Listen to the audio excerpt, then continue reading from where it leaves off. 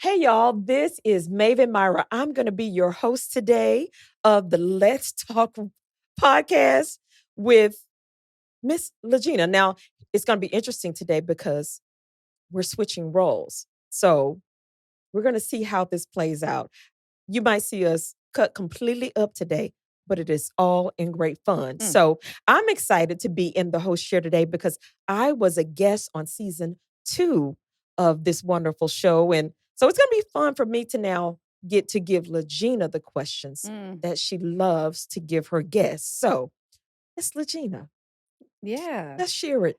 Hey, y'all. My name is LaGina Rae. I am 38 years old. My zodiac sign is Cancer.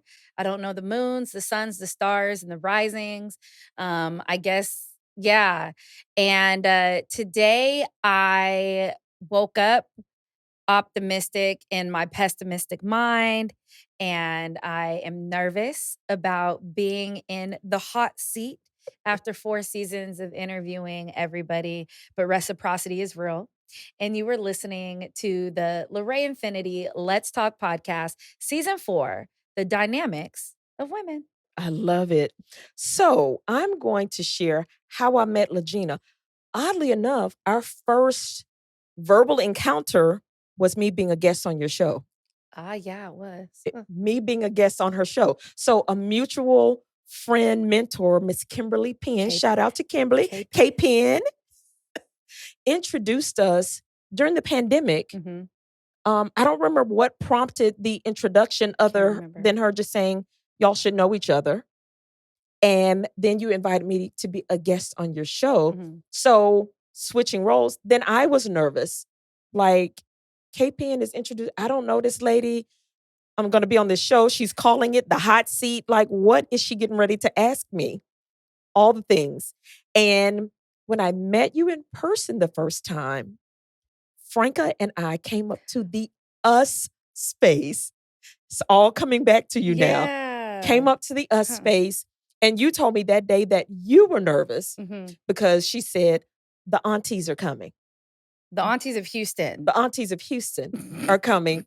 And I will say from that day, she says that I'm her person. She is definitely one of my people. Love her energy, love her tenacity and her fierceness. I do love that. See, she's trying to hold it together right now. I'm not going to try to make her cry. It's going to be all good. So I will say we share a birthday month. We share a lot of similar energy. We share a lot of thinking things that we have learned to control from spewing out of our mouths because we are very direct people. We like to execute and get to it. And we talk about this all the time. That's not everyone's flow. So I know I'm frequently telling myself, slow down, Myra. Slow down. Let them live. Let them live. So let's jump into you as a guest of your own show. That is so cool. Yeah. I love that you have decided to switch this up for today. Yeah, I think I decided it like in season 3 that I was gonna do it. And it took me in my head rolling through about like 50 people that could interview me. And I landed on my twin flame. Look at that. Doing it. So I feel special. yes. So I'm going to say Let's talk.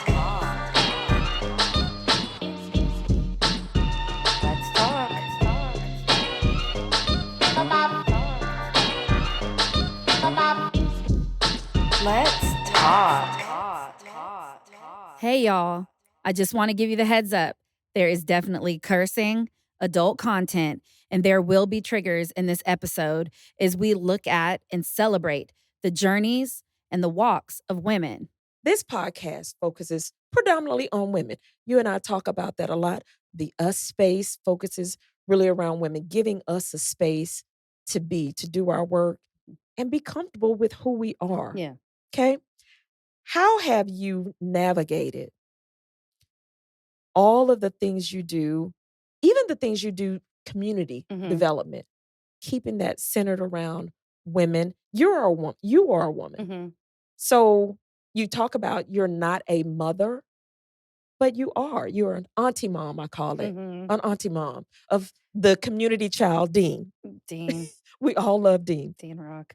How have you navigated that space with all of the different things you do, really coming back to center, really around women? Like I can envision there's a circle in the middle that says women, and all of the different spokes from what you do really center back to women. Yeah.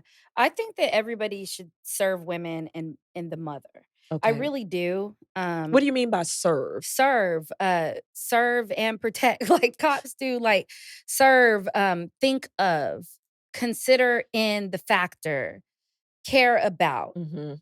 focus on, because the mother woman naturally does that for people. Yeah. And in the 4 seasons and the thousands of interviews I've done, that's always the centralizing thing that I see with women is that they do that. So how do I what's the question? Like draw How back how in? do you draw back to that? I think it's naturally happening for you, but are you allowing that to naturally happen? Are you intentionally saying, "Okay, I have this idea, but it has to come back to women," or is that just naturally happening for It you? naturally happens for me. And the wild thing is I'm a daddy's girl. I love the dick. I do. And until I was As do most women, so yes, that's okay. maybe not most anymore, like this majority women thing, we going this That's a way. whole nother podcast. Yes, power to y'all. I wish I was a lesbian. I'm working on it. Um, but and then also I also with women, I don't know, everything I like you said, it does naturally come Mhm. back, but it's because it's natural, I Yeah, guess you could say. So, I don't know, for me, it just kinda happens like right. that because I think it's That's where it important. all winds up Yeah, coming back to. because I think that there's a lot of things to sew in that you naturally get rewarded for when you invest in women. Good women, balanced women, Yeah, women that are doing other things. And that's even why with like LaRae Infinity, the brand, I talk about amplifying women in the communities they serve. yeah, Because that means I'm supporting everybody, absolutely. but through the scope in the eyes of a woman. Yeah, Yeah. I love it. So I think that natural tendency, Mhm. um, is going to come out in more of these questions that Mhm. I'm asking you, Okay. okay? So tell us a little bit about where you grew up. Ha ha ha. Okay. I am a military brat. Okay, So I was born in Tucson, Arizona. okay, Yeah. And by then my sister she was born in North Carolina. So family moves to Tucson. I was born on David Mathen Air Force Base. okay. And up until this year, we had a house there. It was, Oh, wow. my house, I guess you could say, because mine. I was born Right. there. Then we moved to Spain. Okay. I don't remember a lot about Spain. I remember that I got a brother out of it. I remember from VHS tapes that there was nude beaches we went to, and I remember my dad telling stories of, we weren't supposed to be traveling.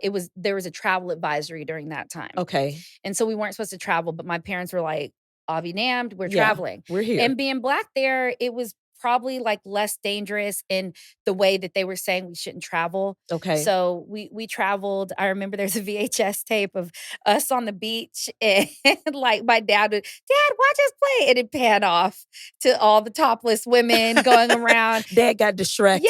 Yes, and we would laugh about it, later on when we were watching them because, I mean, it was a sight to see because Right, that's not America. right. Now tell me, what age were you during when your time in Yeah, Spain? pre-K, I think. Okay, I was in so yeah, pre-K. very young. Yeah, I remember going to a half-day daycare, my dad picking me up, and we would go to this cafe, and I'd get, café con leche, so I'd get warm milk Okay. with sugar, and I could speak Spanish. I remember him having to pick me up because I get nosebleeds, chronic nosebleeds, and so I'd have to sit in a bathroom with steam and, Ah, all the stuff. dry climate there? Yeah, I guess, I don't Okay, know. I yeah. remember a maid named Lola, Wow. Now and are these like s solid memories, or these are flashes of memory? I have flashes, I don't Okay, have solid. okay. I remember our house was huge, and they were base housing off base, and there was this huge house, and we had a balcony, and my sister made us do a whole play production out there. Like, we were Whole very family of creatives. yeah, we were very animated, and everything, and I just remember being very close to her, and I remember my dad a lot in my younger days, Okay. and then as I got older, I realized that it's because my mom was, working, and she Okay. was a military officer. This was, like, when we moved to Montgomery, Alabama. So how long were you in Spain? 2 or 3 years. Okay. Yeah, 2 or 3 years, and then the next place we moved was, Lubbock, Texas, Okay. then Montgomery, Alabama, and then my mom retired, and we moved to San Antonio for a little while and Okay. lived with my dad's parents. That's the house I got my period in. I will never forget it. So teen years, preteen. Preteen, 6th grade. I Okay. will never forget it because I really thought that it was gonna pass me, and I really thought God hated me and he was punishing me. Because your I got a other friends had already started? Yeah, and I knew that my mom started young, so I was like, "Hell Okay. yeah, like, this is not I don't get one." And I remember Psych. yeah, and it was a morning I was going to school, I remember that, but my childhood was it was cool. It was cool. I was raised by my dad. I was daddy's girl until I was about 13, and, my mom retired from the Air Force mainly because she got passed up for a job by a white male that was underqualified, Okay. and, then my mom and dad as a partnership decided it was time to move on from that, Okay. and that's how we ended up in San Angelo, Texas when I was in Wow. 6th grade. So 6th grade, we were in San Antonio and then San Angelo, and that's where I grew up, my adolescence in San Angelo, West Texas. Wow. Yeah. And your family still has roots and Yeah. house Yeah, and we're all one of the the things known there. Black families in San Angelo. Oh, wow. Yeah, yeah, Okay. yeah, yeah. Very good. The Harrises, y'all. Yes. It's the Harrises. Yes, check us out. So tell me a little bit more about your family. Of course, I've met your amazing mother. I call her the Yes. mother of the community. Yes, Mama But tell me a little Harris. bit more about your family. Yeah, so growing up, I was the middle child, I had older sister, younger brother. I in retrospect, looking at my mom and dad being married, I didn't realize how good of parents you have, like, why would you? Because it's your Right. life, right? Yeah. Until you go and you're in, like, a common setting. So I'm in college, and I remember calling them one day and being like, "Thank you for being good parents," Yeah. right? Um We as parents, thank you. Love to get those calls. Yeah, I remember I mean, and I was still about the bullshit. I would say that I've always been a calculated, mischievous person. Like, I'm a scary person, but if What? I am scary, but I'm able to mitigate risk and see, like, if I do this will happen, and this may be a bad decision, but it gets me here. So I think about all that stuff and then do it. Okay. So a lot of You times calculate the risk. yeah, I calculate it, I understand most of the time what's gonna happen before it does, and so it's really funny when people think I'm out here I'm like, "Nope, I understand it, I just haven't" Right. you know, um, Who do you get that calculated risk from? Your mother my or your dad? father. Okay. Yeah, my father. Okay. I am the human design of Johnny Harris Jr. Okay. Like, this is him. Okay. This is him, in a female form, Okay. which is a little bit more restraint, right? Like, taught that. But I was a middle child. I didn't have, and I shouldn't have, middle child syndrome. We were all raised to Mhm. be very individual in our craft. I remember when I was when we were living in San Angelo, there was a base there, and my dad used to go to the gym, Okay. and there was like a pottery place next door, Okay. and kids weren't allowed in there by themselves, but they let me in there because I was fucking serious. Like, I'd go pour the molds. I also remember being, like, really I've always been, like, super dramatic and dark in some type of way. Like, I remember Dramatic? Dramatic, I could see. Dark, no. dark. I'm dark now. I've always been dark. Like, even I in don't my see that at all. when you see a full work of my paintings, Okay. yeah, It comes out in it your comes artistic out. impression. Yeah, Okay. I'm a super it outward, I don't know what the fuck this is. Like, I'm like, "Yeah," but inward, like, there's super this ominous, like, dark human in me. Yeah, for sure. Interesting. Uh-huh. Yeah. I just learned something new Ooh. about LaGina. I would have never characterized you in Hmm. that way. Yeah, and my parents made sure that, sister and brother and myself were friends Okay. and we're a unit, it was at one point they kind of were like, it's y'all against us. Like y'all ain't separating us, you know? And then I remember my mom putting in these very conscious efforts when she was out of work on like TDY and stuff. Like when she'd come back, Okay. she'd make hand bows for us Oh, and wow. do all very special Crafty. things. We'd do kite flying, balling on a budget, because that was another misconception that I think that like places like NPR are doing a really good job of shedding light on the fact that like military families are broke as fuck. Yeah, very much so. Yeah, even Yeah. an officer. So I remember Flavor Aid versus Kool-Aid, all that kind of stuff. But in general, I had a pretty cool childhood.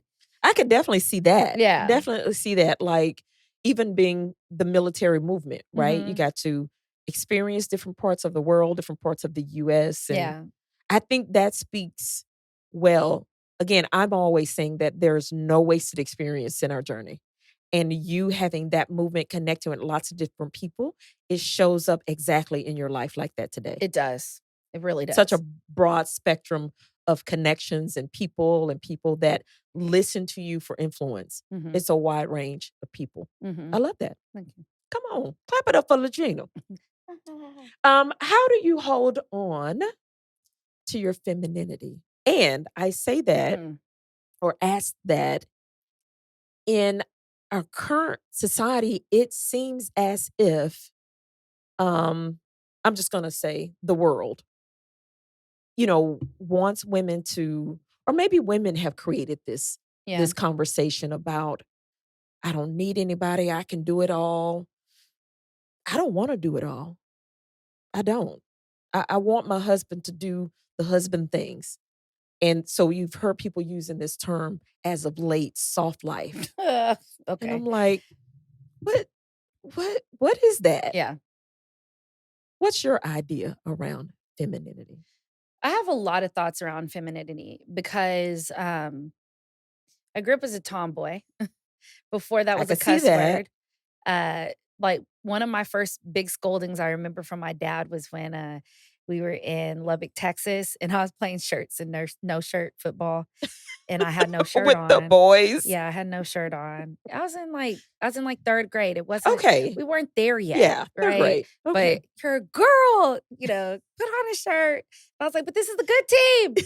Like, but I did Girl Scouts, right? And I never like this whole thing of having decide sexuality and all that stuff, Mhm. it wasn't something in my childhood that ever Right. came up, No. right?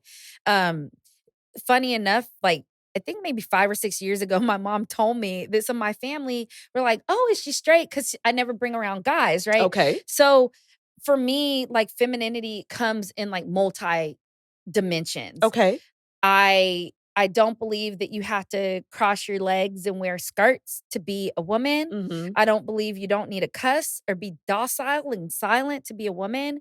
Um, but often when I've been in relationships, whether it's a sexual partner, a fuck buddy, or a boyfriend, or any of those things, they're really surprised that I have like this subservient way about me. Like Okay. I love cooking, I love Okay. serving people, Yes. I love creating an environment, all those kind of things. But I do value my femininity, and I think the biggest way I hold on to it is just doing whatever the fuck I want. Right. And that's I say that and then people are like, "Oh, you're so bold and you're brave." But that comes with me waking up every morning and being bold and brave because I'm like, "Shit, here we go fucking You're again." right. You know what I mean? In my story around my makeup, I didn't start wearing makeup for real, for real, for real until I was working at the bar, and I started wearing makeup because I was working at a gay bar, and these big old bears used to love hugging me, and their faces would have, like, scruff, Okay. and my face was really sensitive at the time, so I'd, like, break out and it'd itch, so I started wearing mascara. I mean, not mascara, blush. See, I'm like fucking horrible. I started wearing blush to protect my cheeks when they'd hug Ah. me. I started wearing mascara because my eyelashes would fall into my eyes. And one of the makeup artists was like, oh, just put mascara and train them to go up. Like just different things like that. Okay. My eyebrows are tattooed because my friend needed more black women to trust him with his, and I'm like, sure, I Do trust me. you. I'm Like, do fine. it. So everything has these stories, and I think that's how I hold on to my femininity. Even like my nails being done when I was playing college softball, that wasn't a thing, and now it is. All that kind of stuff. A lot of firsts. Yeah. A lot of firsts. And again, you you talk about waking up and living boldly, but that takes tenacity. Mm. Because people can say, "Oh, I'm bold," but saying and doing are two entirely different things. And I think all of this background, all of the childhood, all of the places you've lived, and how your parents taught you to just be LaGina Mhm. shows up and how you show up in the world Yeah. today. I love that. Love that. What's one of the narratives or thoughts that you think should be brought to the forefront more in today's society? Because when you think about it, there's a lot of stuff talked about. But what's the thing that you think should be talked about more or should have more focus on it? And I that could be around you or just yeah. around women, Or yeah. founders. I think when I think about something that just the forefront, I I've started talking a lot about the fact that it's so funny that we're still talking about gender, because Mm. when you talk about femininity, I feel directly under attack all the time. Oh, wow. Okay. You know what I mean? Like, I can't decide about my body. If something happens and I get pregnant, I don't wanna be pregnant, Okay. and, then don't have sex. I'm fucking 38 years Yeah. old, and I'm a Yeah. sexual human. Right. I wanna have But you still sex. should have the option to decide if you wanna have a baby. Yeah, That's a whole and mm, he should have, like, the the option of sitting there and talking with me about the decision. right. So I also have a challenge with that with women that don't say anything about that, Okay. right? So I feel under attack with, like, our the laws that Right. have changed. Yeah. I feel under attack sometimes is just somebody that says the shit and Right. all that. So when you think about all of it, it's just a lot. Yeah. Going back to your question, which is, Just what do you think is a narrative or thought that should be talked about more? It sounds like you're kind of summing up around women's rights. It, well, it feels like those are kind of being slowly, with each voting round, being they're just somehow being taken sucked up, away. and I don't understand. So I where I'm going with that is that not only women's rights, I think that's very fascinating, religion, the color of my skin, how people talk. Why are we still talking about this shit when there's aliens? There's places Right. to go.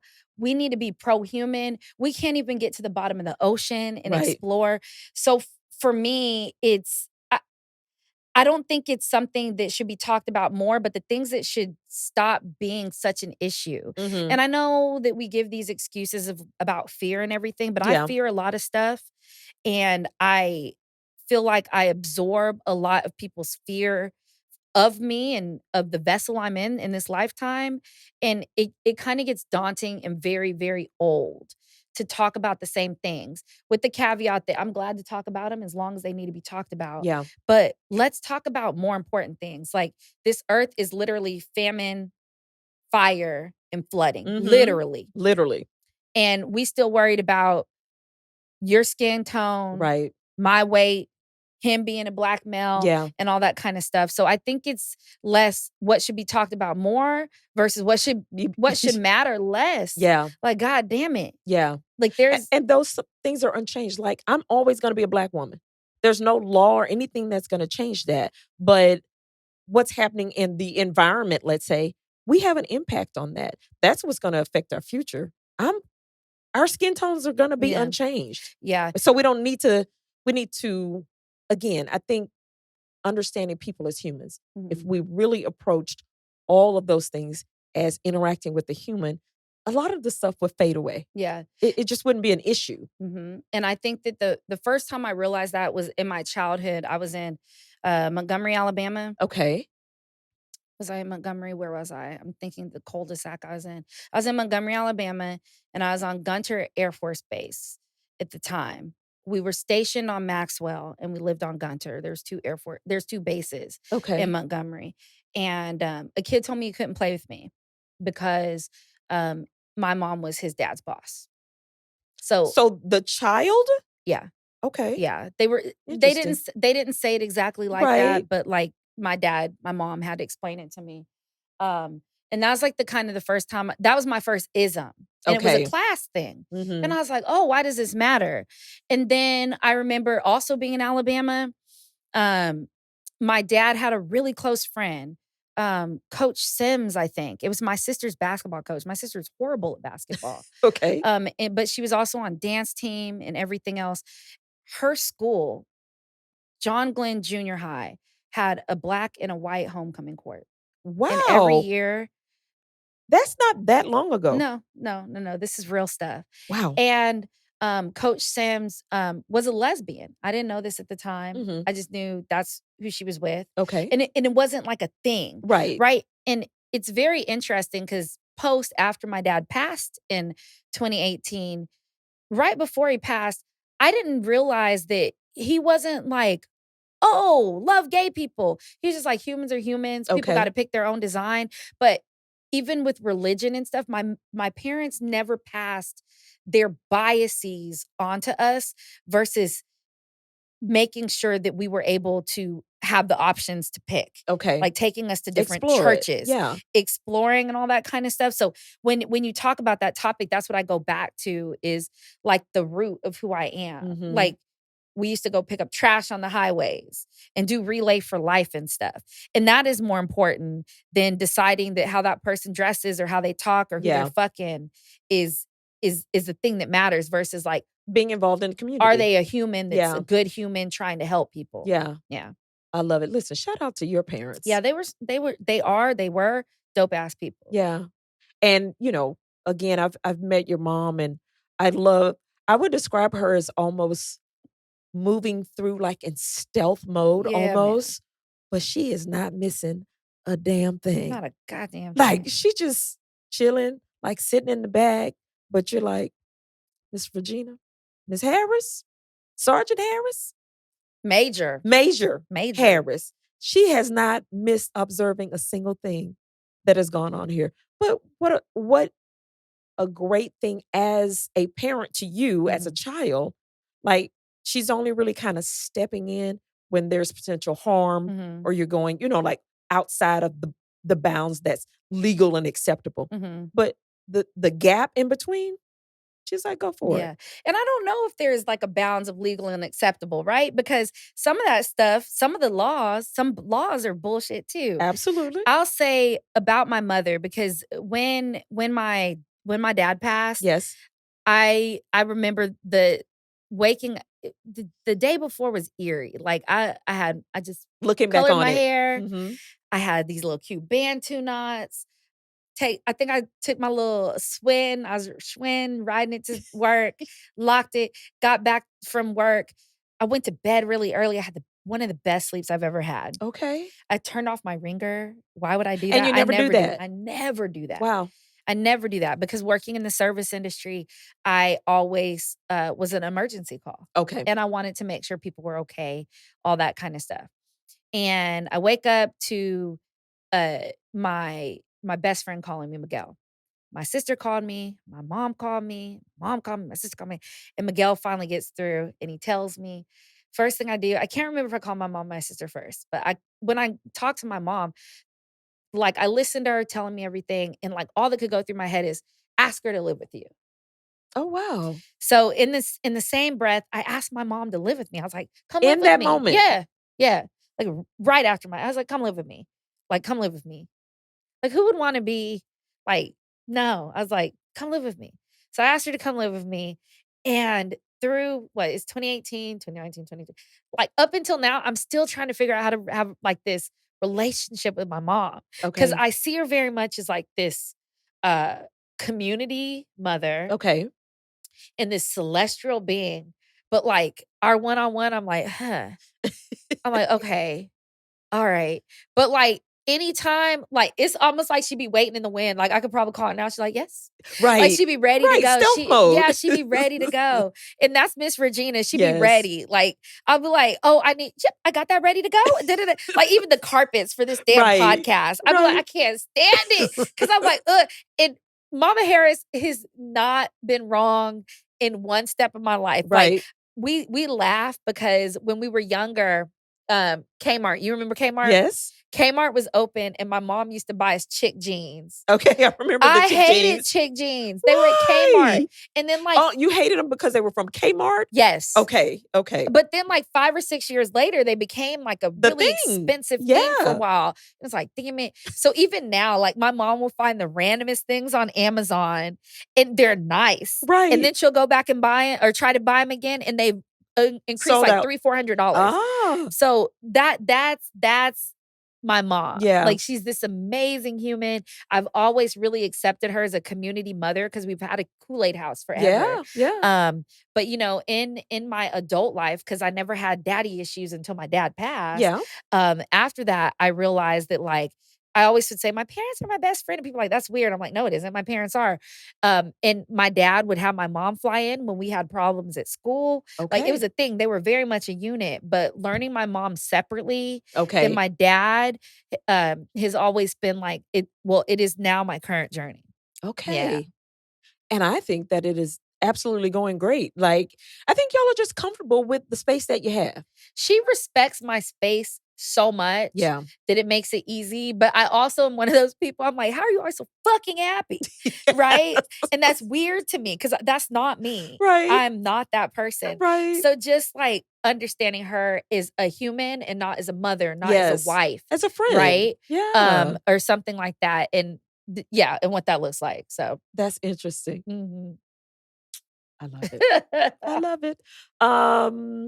Would you rather be crazy rich or deeply in love? Money, Oh, all day. she didn't even I hesitate. don't, and it's She so didn't even funny hesitate. because for the last 4 seasons, I was like, I wonder how I'd answer that question, and depending on the year and the time, it's like, "Oh, love, money, money, money, love." But if I sit down and think about it, it's money, and it's Okay. because I am, before there was words to it, a true social impact entrepreneur. I am Absolutely. a true civic engagement. I'm true. I believe in leadership. I believe in loving leadership and all that kind of stuff. So I would say absolutely money. Um, I am loved in this lifetime a lot. I'm not sure I will like I'm pretty sure I found at least 1 or 2 of my soulmates, Yeah. which is cool. Yeah. Uh, I don't think this is my lifetime for, like, Okay. this long love and Okay. marriage and kids, and that's But that's fine. interesting because you don't feel void of love because you don't have the traditional, air quotes, marriage or partnership. You don't feel void of love. I do. You do feel void of I love. feel the void of love from, like, a man, but I don't know if that's, like, uh I don't know if that's my thing. Like, there's buckets, and the buckets are so full, I'm not sure I'm mad at that bucket not being full. I I would see. really like it. I carry it around with me like, "Motherfucker, you want Right. you You wanna putting be in the into this? bucket? You wanna put into it? Just drop." But, I'm just so loved Okay. that I'm not sure that it's my lifetime. I say it all the time. I don't think Okay. it's my lifetime for that because I think in other lifetimes, I'm mostly a man.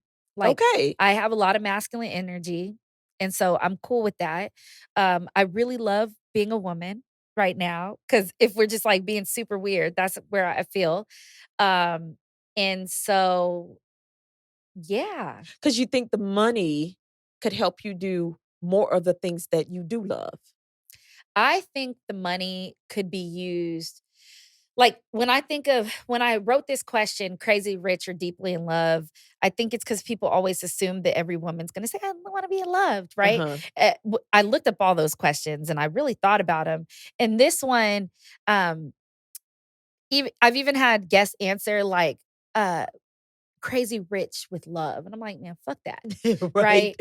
I wanna be crazy rich, like buku money, Rihanna, Oprah Yeah. type money, so that I can help more people, so that the people I know that are working really hard and doing these projects that matter and are doing quality jobs better than some people that have great funding, Right.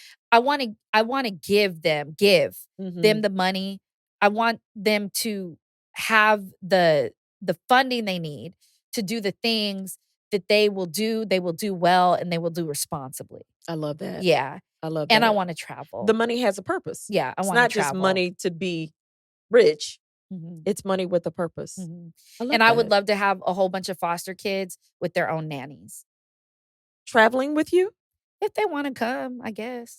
It's just like, we'll figure it out. Yeah. I love that. Mhm. That's so LaGina. That whole statement is so LaGina. What's something you failed at? Uh, Y'all, so let me just say this. I would drink. So LaGina, gave me these questions because this is normally what she's Ugh. asking guests on the show. She highlighted and bolded the ones she instructed me to ask her. And that I ask everybody. But now I'm asking some stuff she did not ask other guests because I'm the host. Mhm.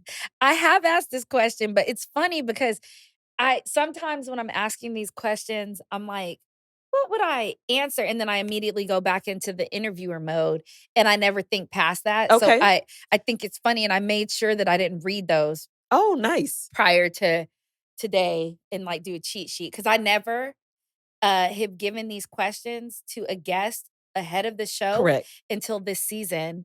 And they only get it. Myra's like, that's not fair. Right, because I did not get the questions You did before the not. show. And you So hadn't what even made you met me. change? Oh, because of the production that we're Okay, doing. I see. And they're in the green room. So it was Okay. already printed out, and I it just see. kind of became a thing. Okay. But yes, to not skirt your question. Yes. What's something you have failed at? A lot of things. I fell often, and sometimes I fell multiple times at things because Okay. it takes me a while to get lessons. Okay. I say that I'm a lifelong learner. Yes. Because once I get it, I can give it to people several different ways. I failed at love a lot. I have failed at different things in business. Some of the things I thought I failed at, later on, I've understood that I do them well. Like we were talking earlier, and I'm just a Novocaine person. I'm super slow with things, but my brain is processing so fast. Absolutely. And so one of the things that I have succeeded at that I thought that I was failing at is the way I move.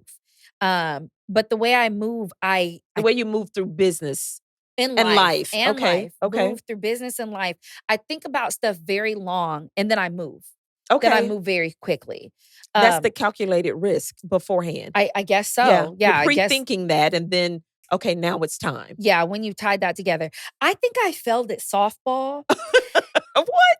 So didn't you play softball in college? I did. And so I played college ball on the heels of 1 year varsity. And so this is one of those things that I think is, I don't know, just as a human, I won't even say as a woman, but you do things and they're amazing to some people, but because it wasn't envisioned, it didn't turn out how I envisioned it. Okay. It was an experience, and I still tell the story and I'm proud of it, but in my head, I'm about to tell you what I really would have wished would have happened. Okay. So because I transferred from the white large high school in my city to the small predominantly and then Black and then white high school. My mom was a teacher there. Okay. The first year that I played was my 11th grade year, and because I was a transfer, I couldn't play varsity. Okay. So I actually played JV. Okay. And then the next year I played varsity, and I ended up getting a scholarship to play softball on the heels of that because my sister came in town and she was like, "You're not going to college." She's like, "Get your glove and pack. We're going to Alabama." She was like, "We're going to Alabama," because she went to the University of Alabama. Okay. And she's like, "And don't forget your glove." She got me a tryout with Shelton State Community College. Okay. And at the time, the coach was the co- the coach was having a baby. Okay. So the athletic director and the athletic director's administrative executive assistant, who was his wife, they tried me out Okay. and then gave me a scholarship, which was a double scholarship, full ride, but two because I was out of state. Okay. And so the coach came back to So me. here's Here's a player. Here's your athlete that took two scholarships. Wow. She hated me. Oh my God. But I never felt like I got softball. Like fundamentally, I was just naturally good. Okay. But I never really It wasn't your got it. thing. No, it was my thing, but I didn't play long enough, right? Oh, Like I see. I started playing softball the summer of my 9th grade year. Okay. So you can imagine I must have been pretty good because I did play D2 Yeah, ball. because some people have been playing for Yeah, years at that but point. I didn't get the hit. I got a hit, but I didn't get so in my head, I didn't do it like I thought. We didn't go to playoffs. And that Ah. still haunts me because I mean, I ripped my body up. He's like, I was ready. Yeah, it was a whole thing. I brought in a pitcher and a catcher. So even those things. So I don't know if I like actually failed at things, but I think the biggest thing that I have failed at is being able to maintain like a long-term relationship with people outside of my mother, Okay. you know, and my brother and my sister when she was alive and my dad when she was alive. But I don't know if that's failure No. because I really do lean into reason, season, and lifetime. Yeah. There are people that I wish were lifetime people, but then you're like, what are you gonna do? Yeah. So Yeah. I love that. And I love that you understand.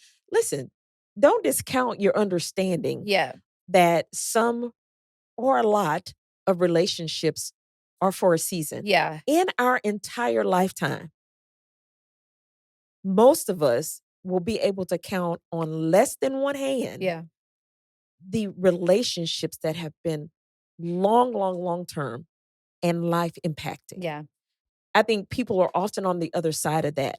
They have a relationship or connection with someone and they demand that it stays connected. I And that's demand. painful. I've And demanded it's it. sometimes it's not what's needed Yeah, by either party. And then it causes more harm than good. yeah, I've demanded it, and that's another failure. I think another thing I failed at, is articulating or quickly understanding how good I am at something. Or articulating the things I do. A lot of times people, "I didn't know you did that." Da, da, da. So I've failed at that, but I succeed at it, but I fail at it, but I Right. succeed at it. So I think it's a loaded question. I I feel like I think you've fell a gotten lot. better at that. But I think too you're a good observer that it might seem as if it's failure in that season, but when you continue down the journey, you can look back over your shoulder and go, "Oh, I needed that lesson for this future Yep, thing." exactly. Like, it feels like failure when you're in it because the wind is blowing and the storm is raging and it's painful and you're crying and Horrible. you're hurt. And then down the road, you're like, "Man, I got it." It Yeah. all connected. Like, I needed that to be prepared for this future thing. So I felt like there was a failure at level 10, Mhm. but now that I'm a level 80, Yeah. that lesson is gonna keep me from failing at level 80, Yeah. which would be way more impactful failing at that level than at level 10. Yeah, That's how I kinda and put I the believe connections in together. and I believe in, like, collecting a whole bunch of shit to make fertilizer to grow other things, Yeah. because I think, in some way, I've accepted that I fell often, like, I just like, I can't even freaking I don't know keep that. gas in my tank, okay? Like, do you know that Have you run out of gas? I have never run out of gas, but I found out that did y'all know that there is a hidden gallon? Like, so whatever your gallon is, you got one more. Okay? Okay, let me add a disclaimer. Don't listen to that from LaGina. Get gas. Get your gas. So I'm really like There's an extra gallon. Who I'm so knows bad at that? adulting. I hate adulting. So I fell at some of those things. Like I'll get the little pink slips that say, "We're about to turn off your shit." I know you're not about to turn off my shit. It's more work for you to turn off my shit than it is for you to just let me ride. So I try to pay in like 3 month gaps, and then I forget again, and then you get 3 months. So like I'm I'm just learning not so much perfect. more about you that I did not know, y'all. Oh my God. That was the purpose of this, because there's not a lot, like somebody's like, you get interviewed all the time. I was like, this is a different type of interview. Yeah, this is getting to yeah, the nitty-gritty, yeah, the woman behind LaGina. yeah, the Wow. homie. The one that uses the whole extra gallon, the hidden gallon I that do. we didn't even know existed. Like my tank That's takes so 16 funny. gallons, and yesterday I filled up and it was 50 or 15.6 got filled up. So there was like a gallon In point there somewhere. 4 in there. So, and I'd be like, yes, I still had enough. And that calculated risk says, I was good. Yeah, because I have USA and AAA. So like there's backups to the thought processes. That's the calculated risk right there. Yeah, yeah. That's and the I gotta get calculated risk. somewhere. That's funny.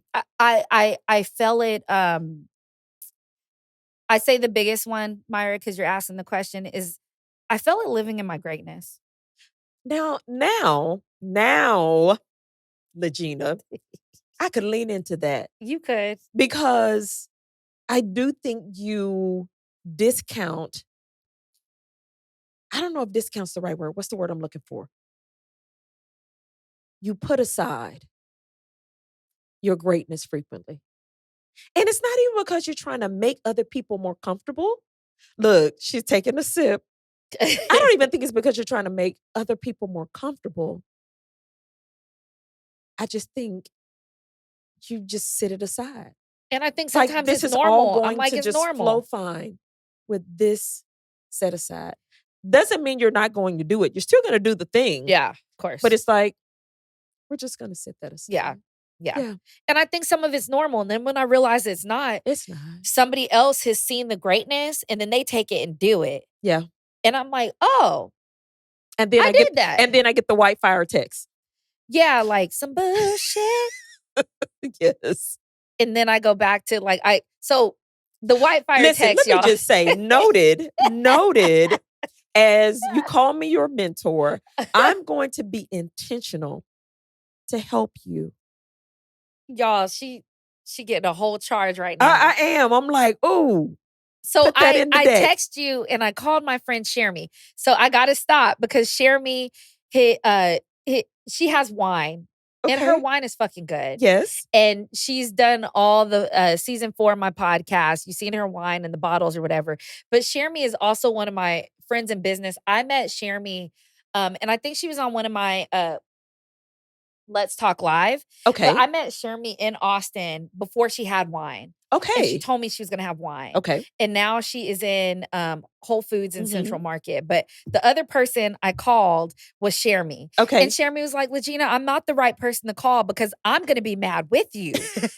And so when I call Shermy is my business friend that will be mad with me because she already knows that I'm gonna be okay. Yeah. She already knows that I'm rational. Right. And I just need to talk about it. Just a moment. She already knows I have the confidence to do it. So she doesn't, and she's just gonna remind me of things. She's like, well, LaGina. She doesn't get nervous that, oh my God, what's happening with LaGina? It's like, this is temporary. She was on her way to church with her baby and her husband. Her husband's in the backseat, like he's in the side or back. I don't know where Todd was. Todd was like, yeah. And I met Todd and Shermy together, but so shout out to them. But yes, that's one of the things. And what do you get when you give me white fire? When I give you the text or the call? What do I get from you? Yeah. I get a lot of my twin flame. Like I get the thing that I would say to other people. And I also get the LaGina in 10 years, this is how you're going to feel about it. And I'm like, okay, cool. And most of it is the thing that I normally say, fuck that shit. Right. Like, fuck that shit. But I'm in my lifetime right now where I honor all my feelings. Yeah. So I'm like, yes, fuck that shit. But shit I feel fucking sucks. And these motherfuckers out here. So which I'm laughing right now because when I'm having that conversation with you, I'm also laughing because again, I know it's a moment. Yeah. You need to just be able to say it to someone that it can be safely said with. But I'm okay. And then I'm like, she gonna go conquer the next thing and this is all gonna be fine. And when I'm not okay, I say I'm not okay. Right. And just like the recent Instagram or the LinkedIn post I did, and I put that disclaimer, I'm not saying I don't have confidence. Right. That's not the point. No. Like I often don't need that part. No. Like, I've got that part. No. I just have to figure out a lot of stuff. I don't Well, know. and I think it's important when, especially because you're frequently sharing, supporting, connecting women, that women know that, yes, I'm a confident woman, but if I have a lack of confidence moment, all of the shit is fine. Yeah. It's okay. Like, I think when we have like these little blips on the radar, we then go inward and try to dissect that whole thing. It's fine. Yeah. It's fine. Sometimes maybe there's things in our journey that we have to really pause and go, ooh, okay, now where did that come from? What was that? But most of the time, Yeah. it's like, that's going to be fine. Yeah, and even, Frank is on this season, Uh-huh. season 4, and we were talking about that, and sometimes, you get all these buttoned up personas Yeah. on, social media and stuff, and I be letting people know it like, I walked into a place even last night, and everybody's like, "Oh, we were talking about you. Oh my god, you are famous," and I'm like, "I'm not. I'm not. I'm not." That's And the putting it aside yeah, again. that's putting it aside, but I never want somebody to have a perception of me Mhm. that I'm not just me, Yeah. because I be fucking up, I say shit, Right. sometimes I'll make everybody uncomfortable in the room to make one person comfortable in a situation, like, there's even a kid, she didn't win, she thought she won, and I was laughing, I was like, "That's fucked up." And all the adults, they won their shit and only one person gave her something. I was like, you wanna go upstairs with me to us space and get a sticker? I was like, forget all these adults like that. And they all heard me. Right. Like just and that's like a minute thing with I the say, but child. but you have that fight for the underdog. Yeah. You do. It naturally just I comes to say the I'm the surface. I've captain of the B watched it. team. Yeah, I've watched it Yeah. just naturally come to the surface I've and always like, been the cool nerd. oh, Now that comes from my mom. My okay. mom was a Yeah, I cool could see that. nerd. Yeah. I mean, she I pulled could my totally see dad. My that. dad was the star football Yeah. player. It's Sam Houston over there in San Marcos, which is now They met what? at college? Yeah, they met at Okay. college on a hill. They met on the hill. My dad tried to come after my mom was like, "No, basically you a football hoe." No. And she was in ROTC. And then Miss Regina been calling it like it is for a long she time. has in her old nerd geeky way. And I think that the nerd and the geek and the highly intellectual um on the book smart side came from my mom for sure. Oh yeah, I could So, totally see that. yeah, I all could day, totally see every that. day. Um, Last question. Okay. What's the thing you would want people to know about LaGina that you probably haven't already talked about or that people just probably wouldn't naturally observe? What's that thing that might surprise us? Clearly, I have been surprised a few times in this interview. Okay. Um, the thing that I want people to know about me, this is interesting because I was kind of hoping you'd skip over this question. Uh-huh. Uh, Never that. right. Did I start? Is it start? No, it's not. Okay, well, It's not start. okay, I picked well, one that you did hello, not start. Myra. Use the instructions. I am I don't know, like, I'll just break down me as a human, right? Like, I am a very, very sensitive soul. I think people get This is what I was gonna say, yeah, is that you are so gentle on the inside, yeah, but if people just watched you move and observed you, they'd be like, "Ooh, like, don't fuck around with that." yeah. No, I'm a But sensitive it's soul.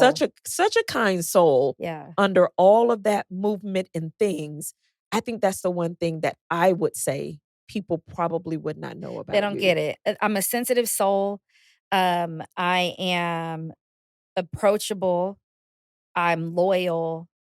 I, have a lot of feelings, and, I try my best to be genuine, but my genuine comes in a different way because I think genuine is supposed to be like this nice, adorable thing, and I'm not. I'm just not. Uh, But it's still your authentic yeah, it thing. is Yeah. because I'll say the thing, "Do you like it?" I don't. I don't like it Mhm. at all, Mhm. but here's 10 things you can do, and I'm here with you, I'm riding with you, Right. all that kinda stuff. My delivery may be interesting sometimes, but when you go back and think about it, it's usually, something that's needed. I'm not for everybody, like Taraji says, or whatever. But I guess those are the things that people should know is that I'm a sensitive soul. Because people are like I've been abused. Like people are like you know, I all the things you could Yeah. think of. I've either experienced them or vicariously experienced them, and I feel everything. So I'm super sensitive. I feel everything. Usually, if you don't like me, it's because you see something in me that challenges The you. mirror effect. Yeah, I'm a mirror. Yeah. I'm a conduit, and so it repels people, or people can't be around me, even if they're good people, Yes. because there's something in them that I bring out that they Yeah. may not want. Yeah. That's hard for me. That's hard for you to observe and see that? It's just hard for me as a human. Okay. Because sometimes I'm like, "Why are they my friend?" You know? Yeah. Like that, the little kid in me. But I guess those are the biggest things. If you meet my mama, don't fuck with my mama. I don't know what camera Daryl's cutting to, but don't fuck with my mama. Right. Mama Harris, if you have the luxury of meeting her and talking to her, she's amazing. Yes. If you meet Jade, my niece, or Dean, those are my whole That's your humans. hearts. Yeah. I will fuck you up over them. My brother, my brothers, my big brother, and my baby brother, and my sister-in-law, my baby sister, don't fuck with them either. Yeah. Uh, know that I am on the back of my ancestor, who's my sister, Right. and she was fire. Yeah. She was all the way fire. So, uh, don't fuck with me because I think that when people start fucking with me, especially since because she passed last year, um, I think now when people fuck with me, I'm like, "Oh my God." Bleh. And Yeah. it turns into a whole A nother whole thing. rage. Like I feel out of body, right? Okay. Like I felt out of body when my dad passed in 2018. And we didn't even talk about like his whole transplant thing and all that stuff. But when he passed, I felt like I was in the hospital when he like left the world. Okay. I was in the hospital with him, and my mom came out and she's like, "You're gonna hear uh them come on the announcement and say," I forgot what they call it, like blue or code blue. Okay. You're gonna hear code blue. And I straight up like felt like I was in a movie. Cause you hear code blue and they go to my dad's room, they bring him back. I go in there later after they clean him up and I'm like, "Mom, dad's not here." She's like, "Okay." He passed away, I say on 420 because he loved me the best. Okay. Right. But he was pronounced dead on 4/26 of 2018. But I feel like when he celestially left, he left a little bit in me. Okay. Because all suddenly, like, it's all Johnny Harris all day. I'm like, why am I saying that? Like, that's stuff my dad says. Like, you can't say that. Right. So just things like that. Like, I am on the backs of my ancestors. I have had and have like a dope ass family. And I always talk about earned privilege and like given privilege, like born into privilege. I feel like I'm born into privilege, it was earned, and there's earned privilege that I'm carrying. Okay. So for me, like I don't feel pressure to do anything. I'm very much a millennial, but just don't fuck with me Right. unless you're fucking with me. Right. Like don't fuck with me just because you want to like knock down like a good person. Right. Fuck with me because you want to do good shit. Right. So I think that's what I want people to know. All that. And it sums you up. And starting at the top of the conversation when we start talking about your family, that is like the inner circle and your external circle. Yeah. Like that's what almost a circumference. Like that's what keeps it all moving, going from all the things you've shared about your family, your siblings, your mother. Even my cousins, even the ones I don't even like. Don't fuck with my cousins. Even the ones I don't like that don't I'd mess fuck with up. the Harris family. Yeah, Yes, Harris, in general. Harmon, all of it. Like, just leave my family alone. Celebrate being a good human. Try to be a good human. Do good things. It's not going to be perfect. Sometimes there's this whole like quote from Mother Teresa, and it's basically like keep going. Yeah. Like in some, what she's saying is when you're creating greatness, you're going to naturally create great enemies. When you were doing great things, you were going to naturally create a friction. And it's just like keep going, keep doing. I posted on the Us Space page, and I was with Franca. We were doing a tour of Okay. HCCAC, and it just really resonated with me because sometimes people are going to feel like they can duplicate what you do, but I'm pretty sure, and I don't think nobody would want this duplicated in this lifetime. Right. But you can't duplicate me. You could duplicate. I could hand you my playbook. Yeah. And you wouldn't be able to do what I'm doing with it. And I Because they think can't duplicate your energy. And I think And everybody the should gifts take that you have. that standpoint and that role. Yeah. Yeah. And for me as a human, I just have to understand more that I inspire people. And so when I see it reflected, I shouldn't take offense. And I still take offense sometimes. I It's definitely okay. do. That's some of the white White fire fire. texts I get. I was like, white fire. That's some of the white fire texts I get. What the fuck? But here's how I will wrap up this, and then I'll let you in with sharing with your audience, is that, you know, there are women that post, buy the t-shirt that says collaboration over competition. Fuck that. Okay. You are a living example of someone that believes collaboration is doable. It's within your power to do it, and it does not take anything from you or make you less. Yeah. You walk it out living it. Is my makeup still okay? You're good. Okay. But everybody doesn't truly believe that. You believe it. You believe it from an abundance mindset, that there's enough room, there's enough space. And if I can help you get there, you're willing to do it. Yeah. I've seen you do it day in and day out. Over and over again. Over and over again. And I'll caveat that because that collaboration over competition, the reason I say fuck that is because I'm a competitor. Oh, right? absolutely. So I think. But I think here's the thing.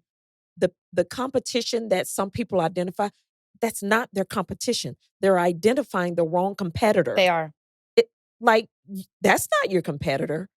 Yeah, you're never going to settle with, oh, I'm just going to settle for second. Yeah, that's not a thing. And also, I believe in competing with my friends. Yeah. Like, oh, you doing that? I see you, girl. What platform do you use? Okay, well, my platform does this. Like, you know, even when we're talking about our podcast, because you have an amazing podcast, you're going into season 2. So for me, collaboration is one thing, and it's not over competition. Yeah. Because collaboration is a thing, and I'll be damned if anybody in my circle isn't competing. Mm-hmm. There's pieces of the pie. No, bake your own goddamn pie. Right. Get all you want. Look, America's a fat country. Everybody can eat. Yeah. Everybody can eat from their own pie, their own recipe. So the collaboration over competition thing, I think that that's one of those docile things that women are taught to say, right? Just like, I'm going to empower her. You can't empower me. Yeah. I'm empowered. You can amplify me. You can support me. You can push me. So, when I think about that, that's me. I believe in collaboration. I believe in partnerships. The way I move, I also am ingesting that sometimes people are going to use and abuse that. And they have for my entire lifetime. Not victimhood, just an observation. And it's real. Unfortunately, it still doesn't make me have a real tough skin. I'm a whole like pokeable human. Right. I bruise real easy. I think there's a bruise Heart right on there. the sleeve. Right. All of it. But I see that in you so much because I'm the same way. Yeah.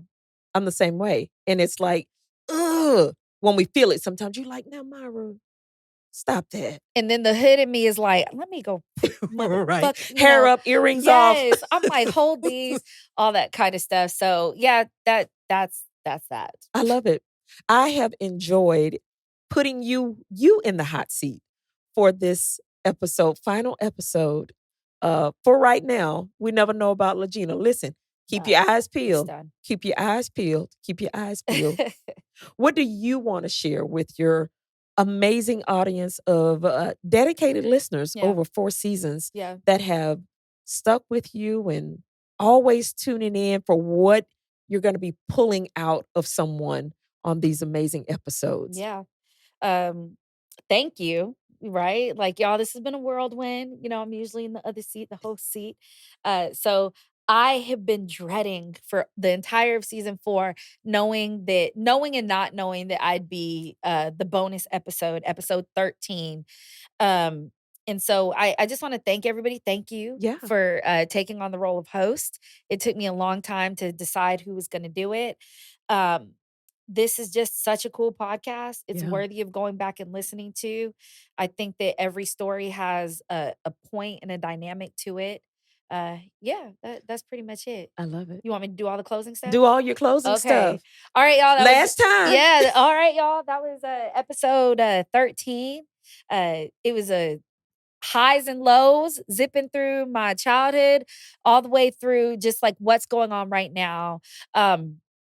And let's see. I'm gonna do the thing right here. It says, "All right, y'all. My name is LaGina Rae. I am 38 years old, and I hope that y'all understand that you were the exact human that you were supposed to be, and that you should lean into that more, and that you go out and share the love, check on somebody that's strong, and love on somebody that raised you, even if it's just a Love that. visit to where they are resting. And you just listen to my story as I live my truth and stand in my moment on the LaRae Infinity Let's Talk podcast, season 4, The Dynamics of Women, episode 13, the bonus episode. Me, LaGina Rae. I Thank love you, it. Myra. You're welcome.